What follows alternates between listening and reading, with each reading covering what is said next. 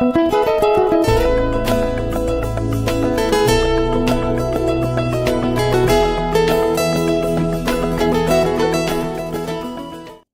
probably a lot of things in life that we don't like, but I'm guessing there's one thing we can all agree on.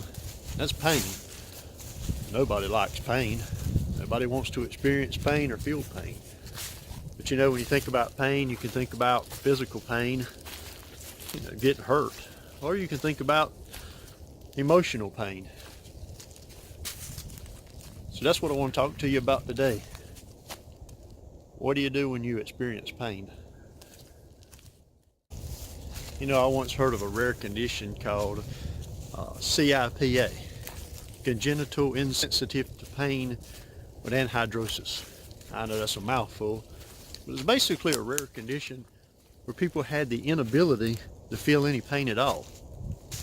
Now, at first thought, wow, that would be pretty good to go through life and not have to worry about feeling any pain or getting hurt. But then I realized just how dangerous that was. Could you imagine going through life constantly going to the doctor to be checked to make sure that nothing was wrong? I mean, you could get sick and not feel anything. You could break a bone and never know you were injured. You could have a disease and never feel anything until it was too late. You know, it's pretty scary to think about having something like that. Sometimes pain is a good thing. Sometimes pain is there to let us know when something's wrong, when it's time to take action, whether it be physical or emotional or even spiritual. You know, pain lets us know when something's wrong, and it's there to get our attention. Now, this is not a video to explain the great question of why do we go through pain or why do we experience trials. I don't think I have the ability to answer that question.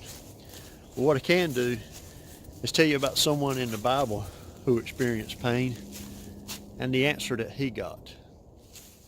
I want to tell you a story about the Apostle Paul, who was stricken with a thorn in the flesh.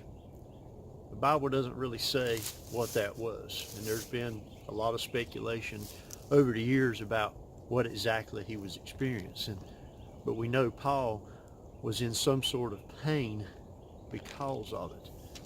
And this is what happened when he pleaded with the Lord to remove it. And this comes in 2 Corinthians chapter 12. And I'm going to start here at verse 8. This is what Paul asked of the Lord. And this is what the Lord told Paul concerning the pain he was experiencing. He says, "Concerning these things I pleaded with the Lord 3 times that it may depart from me. And he said to me, my grace is sufficient for you, for my strength is made perfect in weakness. Therefore, most gladly, I would rather boast in my infirmities, that the power of Christ may rest upon me. Therefore, I take pleasure in infirmities, in reproaches, in needs, in persecutions, in distress, for Christ's sake. For when I am weak, then I am strong." One more thing concerning trials. I want to read to you from the first part of the book of James in chapter 1. Listen what James wrote here when he said, "My brethren, count it all joy when you fall into various trials, knowing that the testing of your faith produces patience. But let patience have its perfect work, that you may be perfect and complete, lacking nothing. If any of you lacks wisdom, let him ask God. He gives it all liberally and without reproach, and it will be given to him." Sometimes trials and pain, as hard as they may be to deal with, always leave us with a lesson. They always teach us something. I've been through things in the past that at the time I wondered how I was going to get through them.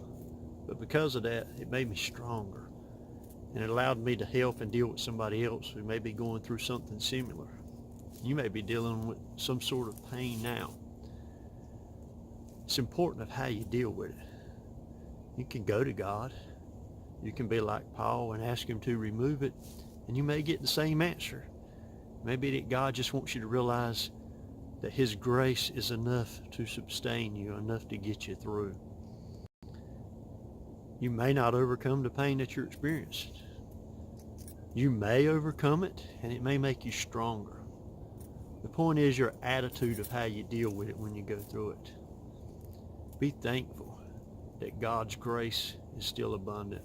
Be thankful that when you go through trials and tribulations, that they can produce patience and that they can strengthen you.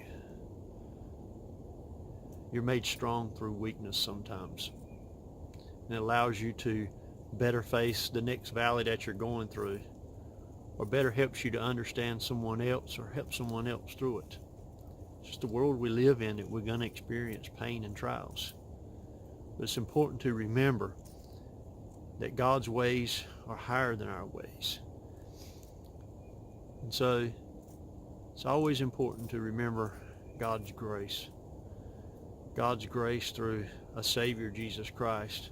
He still loves you. He's still with you no matter what you experience.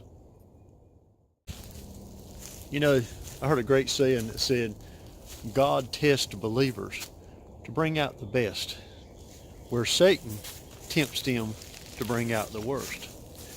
You know, trials either may refine people or ruin them. It's all based on how you react to them that makes that decision.